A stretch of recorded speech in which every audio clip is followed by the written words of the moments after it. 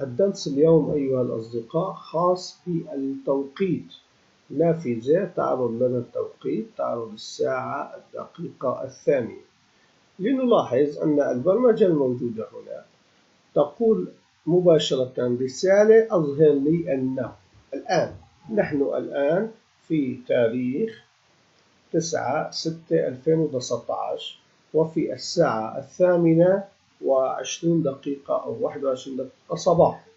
الآن سوف نظهر هذه الرسالة وتعطي لنا هذا التاريخ الذي هو 9/6/2019 الساعة 8:21 صباحا. الرسالة الثانية تفصل لنا فقط التايم، فقط التوقيت. الرسالة التالية تعطي لنا الساعة، ثم الدقيقة، ثم الثانية لهذا الوقت الحالي. أما الرسائل التي بعدها، هنا يوجد توقيت تم وضعه نريد منه الساعة، وهنا نريد منه الدقيقة التي يجب أن تعرض 10 والثانية يجب أن تعرض 11. فإذا الرسالة التي تليها نلاحظ أنها عرضت رقم 3 لأن النص الموجود فيه.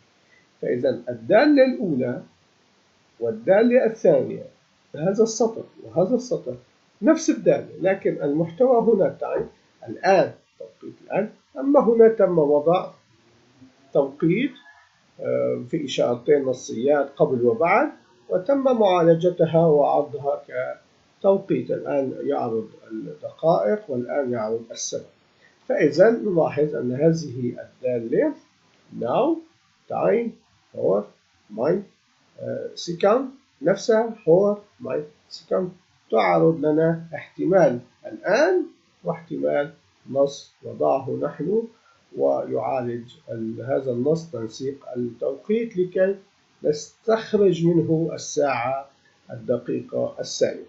تفاصيل خاصة بالتوقيت مهمة جدا تساعدنا في تصميم برامجنا المعقدة. نلتقي غدا إن شاء الله.